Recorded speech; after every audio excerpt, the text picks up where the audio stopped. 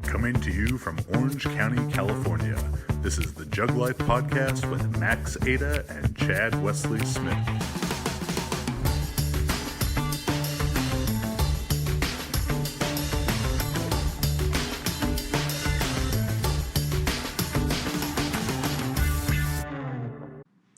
Hey everybody, what is up? Chad Wesley Smith here, another episode of the Jug Life Podcast. I'm joined as always by my co-host, magnanimous Max Montana. How you doing, buddy? I am doing well. And we're here in Oakland, just finished up Max's gym open yesterday. On a scale of 0 to 1, how much do you love hosting meets? -7. -7, yes. But I use my illustrious announcing skills, the dulcet tones of Chad Wesley Smith, as the announcer up here, and it was a time. It was a time. It was good. It ran on time. It was only maybe only about 40 minutes late overall. We had little technical difficulties. It was all Sergey's fault. He probably doesn't listen to this. Yeah. So the Ukrainian invasion. Yes, absolutely. Today's episode is brought to you by cries for attention and squat briefs that go without mention. It's a lifestyle. And first off, I guess, woke up this morning to being tagged about 50 times. Oh, yeah. In a video of Thor Bjornsson squatting 445 kilos, 981 pounds, now 12-ish days out from his powerlifting debut. And if you listen to the Jug Life every week, you probably heard us talking about Thor, making our predictions last week.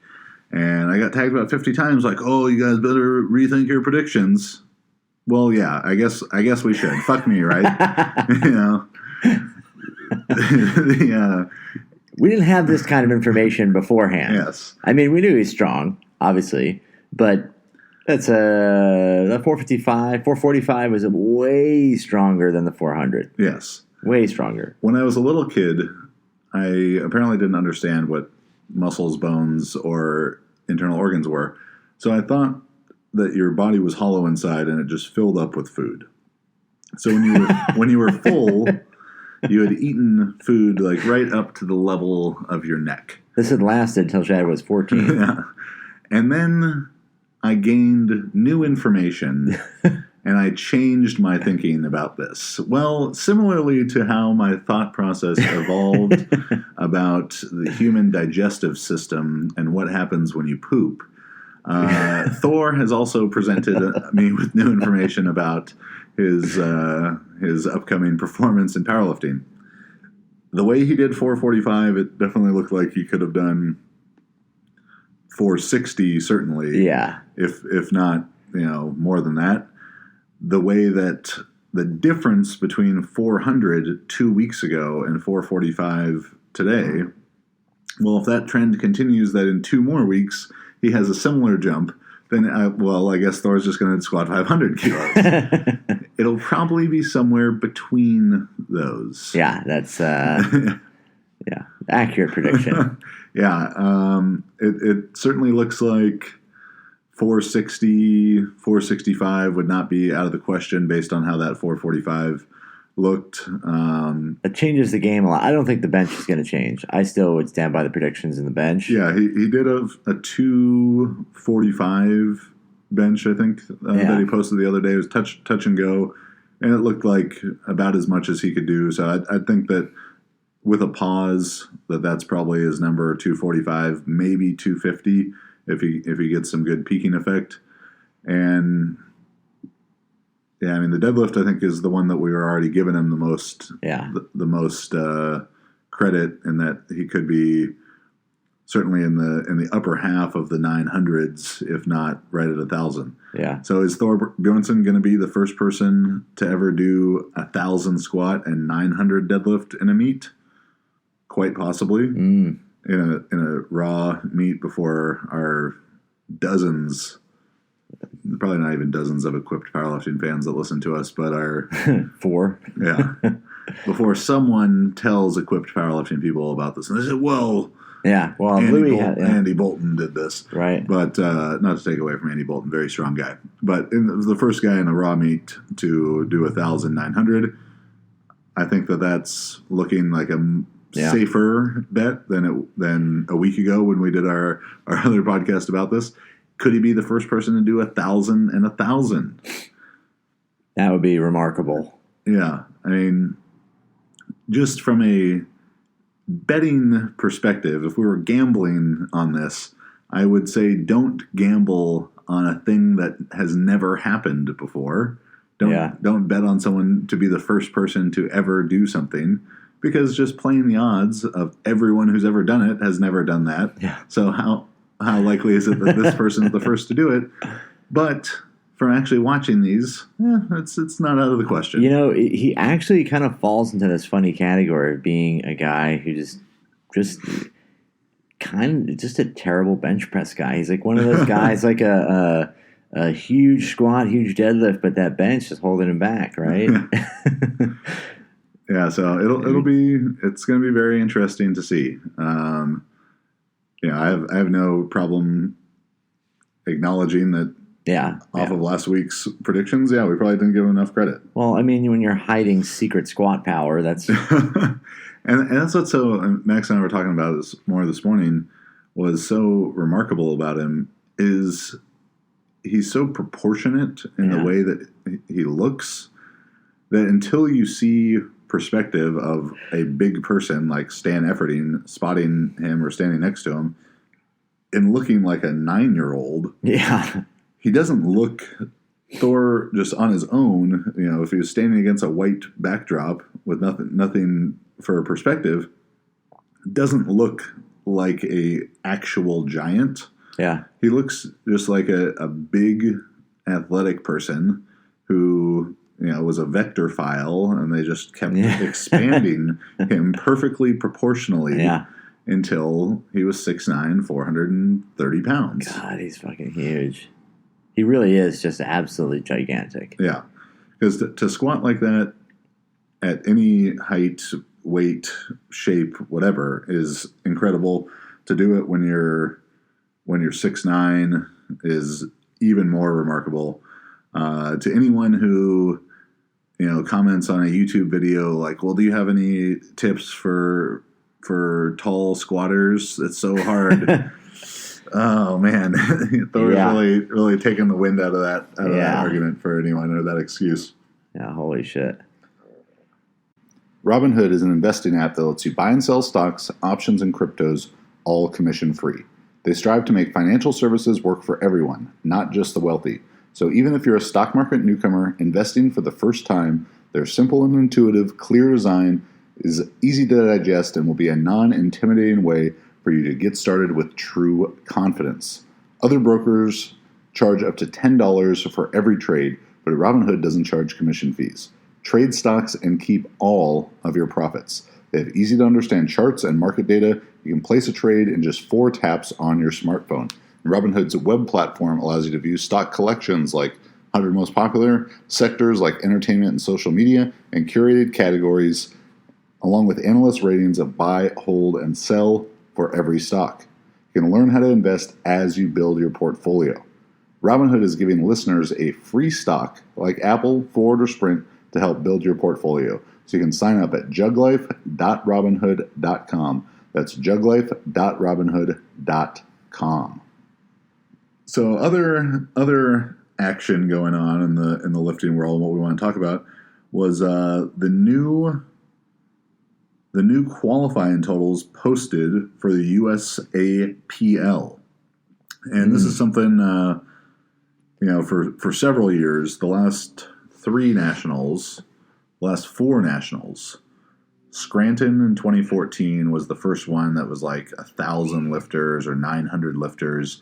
And I remember showing up to that, and I was like, it's going to be 4 platforms for 4 days. This is about to be the biggest clusterfuck ever. Yep. And it actually ran very smoothly. And I commend the USAPL and 2 out of the last 3 weeks, I'm giving positive praise to USA Powerlifting. So I don't know if you guys have seen any pigs flying lately. Well, hold on. Can we call up hell and see if it hath frozen over? Coinciding, Chad, 3 positive USAPL stories with California wildfires, the earthquake in Alaska, and who knows what else. Yeah, the end times are upon us. So, they've had Scranton, Atlanta, Orlando, and Spokane, these huge meets that have run very well. And while it's some positives, I think, in terms of the growth of the sport of having so many competitors there's also definitely some drawbacks, especially for the top level lifters, of which we do most of our coaching. So for Marissa and Kristen Dunsmore, Meg Scanlon, Joanne, Maddie, everyone who's lifting in the primetime sessions and stuff, to have these top lifters competing on Tuesday nights and Wednesday nights when no one's going to show up and watch, and you have to take the whole week off of work for people who have normal jobs and stuff, or be away from your kids while they're at school. Those kind of things is not a great situation, and I don't think that nationals in powerlifting or weightlifting or anything should be this enormous meet where everyone who's done powerlifting before is qualified. And that's, if you're listening and you failed to qualify for USAPL Raw Nationals the last 3 years, I'm sorry. But for the most part, if you did powerlifting, maybe 2 meets, you probably qualified. Whether you went or not is a different story. And that shouldn't be nationals. My background is track and field. And for the way that track sets things up, USATF National Championships, is they have an automatic qualifier, like an A standard and a B standard, or an automatic and provisional, and then a field size. So let's say for the shot put, the qualifier at nationals would be like 19, the automatic would be like 20.2 meters, and the provisional would be 19.5 meters, and the field size is 24 athletes. So if there was 25 athletes that threw at that automatic qualifier, then 25 would get in. But if there was 10 that threw the A standard, then they would take the next 14 highest, assuming they were over the provisional standard. So you could throw 20.19, and if the automatic was 20.20 and there was 24 people with the automatic, sorry, you don't get to go, even though 20.19 meters is a huge throw, and the standards are very, very high. Yes, the U.S. is a world power in track and field, but guess what? The U.S. is the world power in powerlifting, too. So, I think a very good move by USAPL to raise these standards up. And they were raised by like 30, in 52 kilo class, Marissa's class. The open qualifying went up to 322.5. I think that was an increase of 30 or 35 kilos. In the really big classes, like the 93 kilo men's class, the qualifying total went up like 90 kilos. Yeah, that's huge increases. Yeah, and I believe that they based it off of the average 30th place at nationals from the last 3 years. Oh, and that's the qualifier? Yeah, that's the new qualifying total. That's fair enough. It might have been average 20th place, but one of those. That's a low enough position to base it on. You're not basing it off the top 5. Yeah. USAW did something different. The system they had come up with in 2014, the board had decided on a qualification system for nationals that allowed the top 15 entrants in, and then the next 15 below that. So the top 15 were invited in the nation, and then anyone below that. But it was basically just a ranking. So whoever was top 30 in the country was going to be in each class, right? And so when was this? 2014. Okay. They voted on it all. They adopted the system. Then they struck it down before 2015 came. So it never actually came into being. But in 2014, that was Salt Lake City. Salt Lake City, yeah. They had voted on it in Salt Lake City. Right. Then at some point they had changed their mind, or everything was changed. But at the time, I think people got kind of nervous. People got scared that, like, well, what if we can't go? You're only going to have 225 people there. That's too small. And what are we going to do? And at the time, they didn't have the American Open Series or anything. And so, it makes sense from a standpoint of having the best people showcased, lifting against each other in the best time at the best conditions and in the highest caliber competition, right? Yeah, and in the same way that USAW has created the American Open Series, USAPL has their regional structure, which the last 2 years that I think they've been doing it, it's really just been another meet. In most instances, of probably very low-level meet, but with the raising of these nationals totals, those regionals I think are going to get a big boost. Because if someone gets top 3 at regionals, now they can get into nationals automatically, which, these totals are solid. 320, 52s is where I pay the most attention, but 322.5 at 52. When I started coaching Marissa, she had just competed at 2014 Worlds, where she totaled 352, only 30 kilos above this.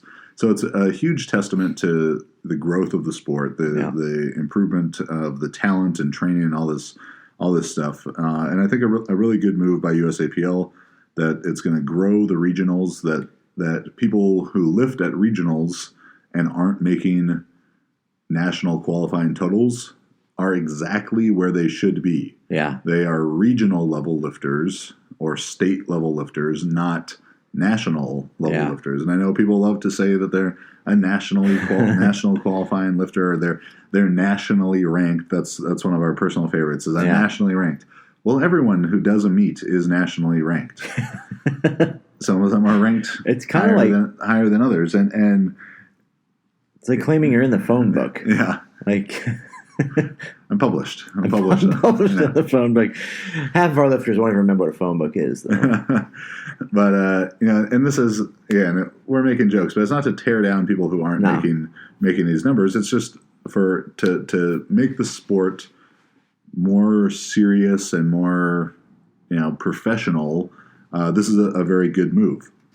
Now, things I think they can continue to do to improve upon this structure and make USAPL lifting and IPF lifting, granted, from the episode a couple of weeks ago, we don't even know necessarily what the relationship between the USAPL and IPF is going to be in the next several years, but they're moving in a good direction of having the state meets matter, and then the regional meets matter, and nationals, of course, matters, because that's the route to Worlds. Where you look at the CPU, the Canadian IPF affiliate, you can't do nationals. You have to do provincials, I think they call it, before nationals. And provincials can't be your first meet ever. So you have to have done your county meet or I don't. What do you guys have in Canada? It's not igloos. States, they lift in an igloo. Yeah. Then they go into provincials. Yeah. So it's like they have to do the states, then provincials, then nationals for first time lifters to get through the whole process. So it's a challenge. Australia, GPC is the big untested fed in Australia, and almost the only one there. Probably 90% of the untested lifters lift in it. And they have a real structure like that as well, where GPC Nationals is a huge event prestige-wise, though it's very small numbers-wise. It has I want to say 15 lifters per class. Wow, it's tiny. Limited to that. And you have to set your qualifying total at either your state's, so Victoria or New South Wales, your state competition, or a regional level competition, which they have something called Melbourne Cup and a couple other things like that. But it's a real event, and people show up just to watch it, even though they're not qualified as a lifter. Wow. And I think that's a good direction for the USAPL. Something that I would say is I don't think that qualifying numbers are actually going to go down that significantly with these raise in numbers, because I think a lot of people are going to rise to the level of the qualifying total. For sure. When it was low, that was as much as they were going to lift, and now it's higher, and they're going to lift more. Not everyone, but a lot of people will make a lot of big PRs in the year to come because they've had to change their expectation. Do you think that the idea of having multiple tiers of competition where you have like local, state, regional, nationals also produces the kind of system that allows people to progress as both athletes and coaches progress in the sense that, hey, the first couple years I lifted, I was a local lifter, then I became a state level lifter, and there's these sort of intermediate goals for them to pursue. Without a doubt. Kind of keeps people involved in it more and keeps it interesting to the fact that, you might work for, 3, 4, 5 years to get to a national level meet or to get to nationals where you also have the ability to compete and participate against people of the same level of lifting as yourself and be a good competitor when you get to nationals because you've actually competed against people, not just that you trained for 5 years at 24 Hour Fitness and then, made the total and showed up and lifted, in the B or D session or something. Yeah, I think it without a doubt will produce better quality lifting. Now, to go further into some things that they could do to continue to raise this quality of lifting at nationals, to create a more uniform professional structure and more competitive across the board, is the youth. And I know that there's a separate youth nationals now. I think youth and junior nationals should be its own event. So Raw Nationals would only be for the open age class. There would not be juniors. There would not be masters. People who are of those ages who make the open qualifying total can go there and lift against everyone else. One division. Yeah. That's the way it should be. There can be a separate youth and junior nationals and a separate masters nationals. That's fine, and they could and should do that. I've talked about IPF Worlds to this effect too. They need to have their own events. There should be a junior, sub-junior Worlds as one event, open Worlds, open in the age group of Worlds, and Masters Worlds. Yeah. The other step, and I've had to clarify the use of the word open here a couple times because in the IPF, the USAPL, they refer to equipped powerlifting as open worlds or open nationals. It shouldn't exist. They should eliminate it from existence. Again, if in the pipe dream, and that's what it is, of going to the Olympics, not happening. You can't have multiple iterations of the same sport. If people want to do equipped powerlifting, and it's not that IPF equipped powerlifting isn't extremely competitive on the international stage. It certainly is. And there are some incredibly strong lifters in there now, and some incredibly strong lifters who that's where they began competing, like Milanachev and Belyaev and Yuri Belkin and people like that. But if they want to continue perpetuating that they're going to go to the Olympics, you can't have equipped lifting and raw lifting. Yeah. Only raw lifting would have a chance to go. It's grown so much faster. It's going to continue to grow faster. It's not, no one does it. Yeah, and the argument of like, well, equipped lifting was first before raw lifting. No, raw lifting was first. Yeah. Equipped lifting may have been more prominent before raw lifting became extremely prominent. People weren't making bench press shirts before they bench pressed. Yes. So raw lifting was definitely first. It just doesn't really fit into it as much. Yeah, it's just not really there. Maybe this is a personal opinion. It has never crossed my mind to do equipped powerlifting. I've never understood the appeal of it. I've never understood why someone would want to do it. I still don't. And but just to make the sport as competitive as possible, it has to be as unified as possible. So just make it all raw. Bench press only competition. Eliminate it. There should not be bench press nationals and bench press worlds. There is a bench press worlds competition. It's called Paralympic powerlifting.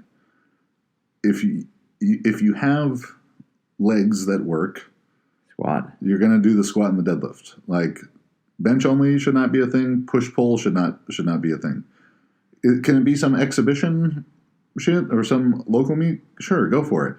But don't allocate resources to having these events. Yeah.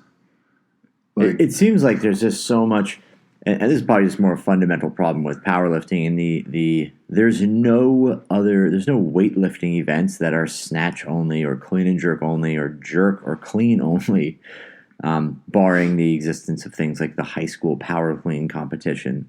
But why is it necessary to have people entering into divisions of bench press only or push pull or deadlift only? And I know these aren't necessarily divisions that you're going to sign up for at certain meets, but it seems that the more you make it a sport that is encompassing of all three lifts, the more easy it is to sell it to people that don't understand it, right? Yeah. And the argument of, well, there's some masters lifter who does bench only or push pull right now listening to this. When Chad's my age, then he's going to understand why they shouldn't have to squat. When Larry Bird's back was so fucked up, his back and knees were so fucked up that he couldn't play in the NBA anymore, he just stopped playing professional basketball. Yeah.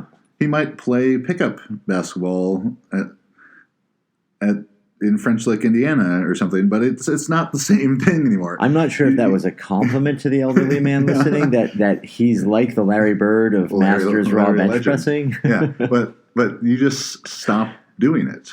Yeah, you just stop doing the sport, and there's a competitive, and powerlifting is for everyone. That's all well and good, but it's not. It's a competitive sport. Like it has a ton of divisions, and that's great, but full meat raw lifting should be the only thing that exists on the national stage that the USAPL and IPF are putting their energy, their time and energy towards creating. The equipped national qualifying is very telling to this effect. Again, staying with the 52 kilo class, Marissa's class. Raw qualifying total for nationals, 332 or 322.5. Equipped qualifying total, 267.5. I did see Priscilla Ribic reply to someone to this effect of well, why is it so much lower? And she said, well, because the equipment is harder to learn. What? And it's a different barrier to entry. And yes, equipment, I'm sure, is more challenging to learn. And it is a different barrier for entry. But the reason why equipped powerlifting continues to exist within the IPF is because they get a shitload more money for bench shirts and squat suits and knee wraps to be approved on the approved equipment list. If your total is going down 60 kilos by putting the equipment on, that's just the girl who won the 52s equipped. Her best total in equipment is 10 kilos better than Marissa's best total raw. They both lifted at the Grand Prix last year, the IPF Grand Prix on the Rogue stage. Yeah. And Marissa beat her there. Her best raw total is 332.5, maybe 335. I looked it up. I don't remember exactly. It's 10 kilos above the raw qualifying total. And this is not to offend this young lady, because I'm sure it's the case in many of the weight classes. And there are some very strong lifters, and people like Bonica and Blaine who have done both really successfully. But it's like It's JV. It's the JV division. Just fucking end it. And stop doing it. Consolidate it all. If they want to make their own equipped federation and go do that, that's fine. But consolidate it all to one thing. If you took all those gnarly Eastern European single ply lifters, Kovalev and those kind of guys, and put them into Raw Worlds against Ray Williams, Ray would still beat them, but it would be a hugely competitive, exciting event. And consolidation of all of those things is the key here. You have to get rid of. You can't have two totally different things that are so distinctly different in that it's unrelatable for someone to watch. Yeah. And make a distinction between the two. And then you just have too much shit going on, right? I mean, there's so many meets that are basically the same thing, except in one group you're wearing a certain kind of outfit, It also doesn't make sense that it's more difficult to learn than not learning how to squat in a squat suit. It seems like an odd argument because it's more difficult to learn how to do a squat in a squat suit than to do a squat without a squat suit. But it's not more difficult to learn how to do a squat in a squat suit than what? Like not learning how to squat with a squat suit? Yeah. The fact that Marissa could put on light knee wraps. Yeah. Which would put her in the equipped division. Yeah. And right then her squat would go up. Even if it went up 10 kilos. Yeah. It would be... This is so bizarre. Yeah. I can't believe they're lower. They're that much lower, too. Yeah, I mean, that's 65 kilos lower. I wonder if that's close to the... What is the total in Marissa's class? 65 kilos less? So like 260 or something? 267. 267 for that class? 55 kilos less, my bad. I mean, this is so much lower. That is so low. Yeah. That's like somebody squatting 100, pulling 100, and benching 67. That's like that's not really big numbers. It means for someone if you've done, but you also can do those numbers wearing a suit and wraps. If you've done equipped powerlifting, think about somebody you've qualified. I wonder, will there be raw people who compete raw that could and just put on the lightest knee wrap? Do you have to wear the equipment to be in the division? You don't have to wear any of it. You could just go in. I know at Collegiate Nationals, which is a equipped meet or has been the last several years, like Ashton Ruska would compete raw and win. Just uses his muscles to beat everyone. Yeah, he made a huge total over the weekend too, like 1,900 or something at 205. But yeah, that significant change of eliminating equipped competition and specialty stuff like bench only, particularly, it would free up so much time in the USAPL and IPF calendar to create like just a better yearly structure to everything, where state meets would be in this sort of 2-month range, and then the regional meets would be able to be in this month or 6-week range, all leading up towards nationals, and fit that around worlds and everything, and just create a more professional, better structure for the sport. But again, good job by USAPL on increasing those numbers. I do think that lots of lifters are going to rise to the occasion to make them. And it's not going to be 1,200 lifters at nationals this year, though I'm sure there was many more than 1,200 that have qualified the last couple of years. But I don't think it's going to drop off. A lot of these totals went up, 10 to 25%. And some of them, they just added the single ply total to the old raw total to get the number. But if the totals went up on average about 17%, let's say 15%, I don't think that there's going to be a 15% reduction in the number of athletes that qualify. I think people are just going to set their sights a bit higher and train harder and make bigger numbers. If you can't, try single ply. Yeah. Or just take your, second to last warm ups raw on the platform at a single ply meet, and boom, bing, bang, boom, you're in there. By those numbers, if we extrapolate that information out, what would the multiply qualifiers be? 100 kilos for the 55s? Does every layer of material make it goes more lower. complex? It gets lower and lower, so it's harder and harder to learn. Theoretically, is this a linear relationship or exponential, you think? I think it's exponential because at some point you put on enough layers of briefs or wraps or a suit, nobody can actually execute the lift. It's too difficult to learn. So there's going to have to be a reverse band division then, because I think at the trend that we're on, the more equipment you add, the lower the qualifying total gets. You'd actually have to lift a negative weight at some point. What's the qualifying total at the top of the bands, though? When the bar's at the top, the qualifying total is higher than at the bottom. Well, how old are the bands? Oh, true. Is it on an athletic training platform? Oh, that's fun. So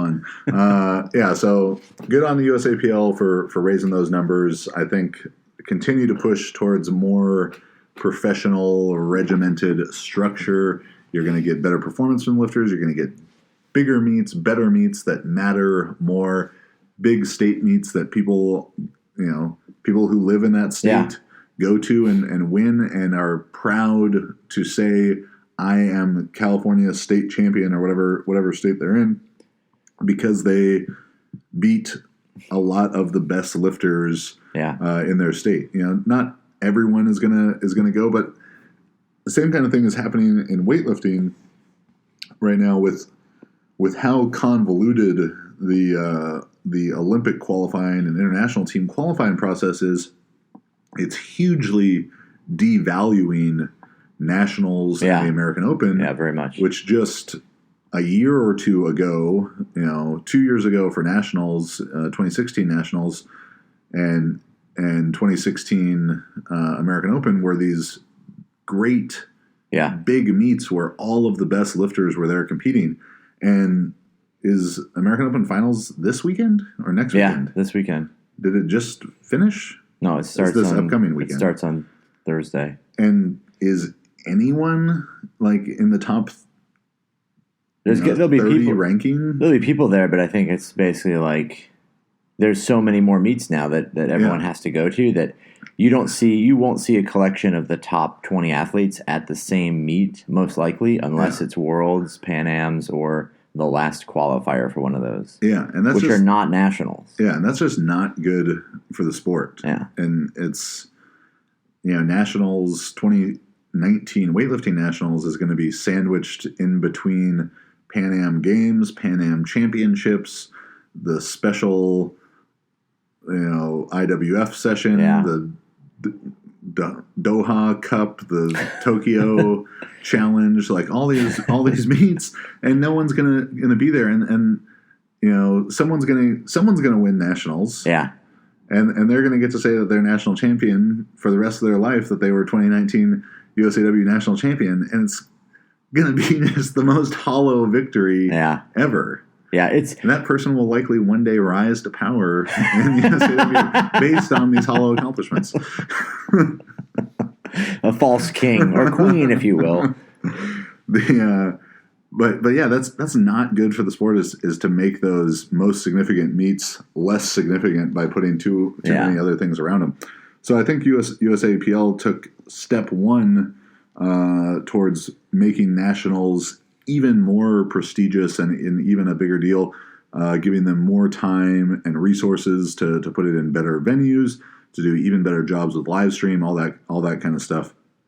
And I hope that they continue down that track. Sometimes I am reticent to give my suggestions for them to do here because lots of times I feel like just me giving it means that they won't do it because they'll be like, it's fucking Chad. I don't want to give them the satisfaction. But with 2 out of our last 3 episodes commending USAPL, I even got a thank you email from Dr. Larry about our coverage of their IPF issues. So for maybe the second time in my life, USAPL smiles on the Juggernoggin.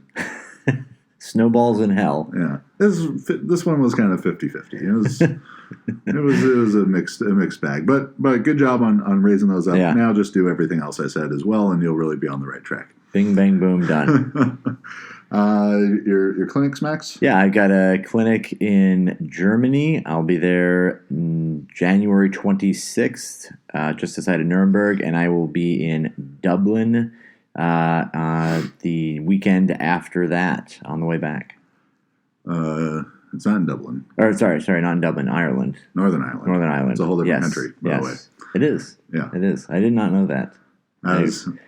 When I went to Ireland this last time, there's a special stamp on my passport that says no UK travel.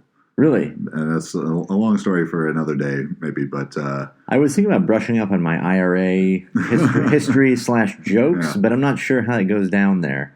And that was not everyone who travels there gets that special stamp, but they wrote that on mine. But it was still a very open border you could drive across. So Northern Ireland, I had you covered on our seminars. I have a bunch of upcoming clinics leading off in January, Oakland, California; February, Salt Lake City; March, Athens, Georgia; April, Albuquerque, New Mexico; May, Indianapolis, Indiana; and June, Long Island, New York, with dates still to come in Southern California, Northeast, either Boston or Philadelphia, somewhere in Texas, and then hopefully Brazil will complete my 2019 clinic schedule. So if you just listen to that and are asking yourself, but Chad, when are you coming to blah, blah, blah?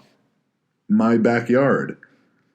If I didn't just say the place, not next year is the answer. Maybe not ever if you live in a shitty place that I don't want to visit.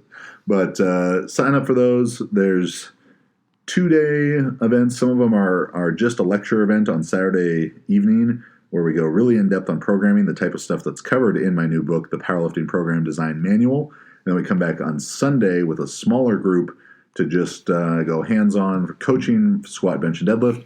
And a couple of the events, the Albuquerque and Indianapolis events, are just 2 single-day clinics. In Albuquerque, a Saturday and a Sunday, separate events at Iron Soul Gym. And in Indianapolis, Saturday at the newly opened, congrats to my buddy Steve Gentili, Indy City Barbell. And then Sunday at our friend Dan Brown's Lift Lab. So check those out. Also approved for NSCA CEUs. Juggernaut AI coaching. You may have heard about it on the internet. It's kind of a big deal. A computer version of me makes you do a shitload of volume until you hate yourself and me, but you get stronger in the process. So check that out, as well as our other powerlifting, weightlifting, super total, strongman, and power building coaching options. Juggernaut AI coaching app coming early 2019. But up until the time that the app comes out, you can still sign up for the beta and lock in that beta price. So do that. Subscribe to the YouTube channel.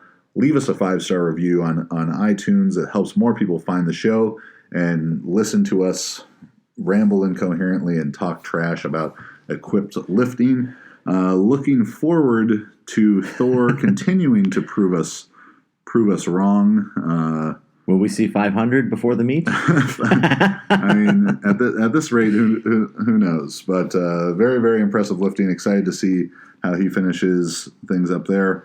My new book, Powerlifting Program Design Manual. If you want to understand a systematic approach to assessing athletes, figuring out what they need in their program, and how to go about structuring both single meet training cycles as well as longer-term planning for every type of lifter. That book will have you covered, over 200 pages, plus like an 80-minute video of a presentation I did about finding MRV and distributing frequency from the Juggernaut Performance Summit in Long Island a couple months ago. Max, where can they find you? You can find me on Instagram, Max_Ada, on Facebook, or on an email, max@jtsstrength.com. And I'm Chad Wesley Smith, at Chad Wesley Smith, and at Juggernaut Training on Facebook and Instagram. Thanks for listening. We'll see you next week.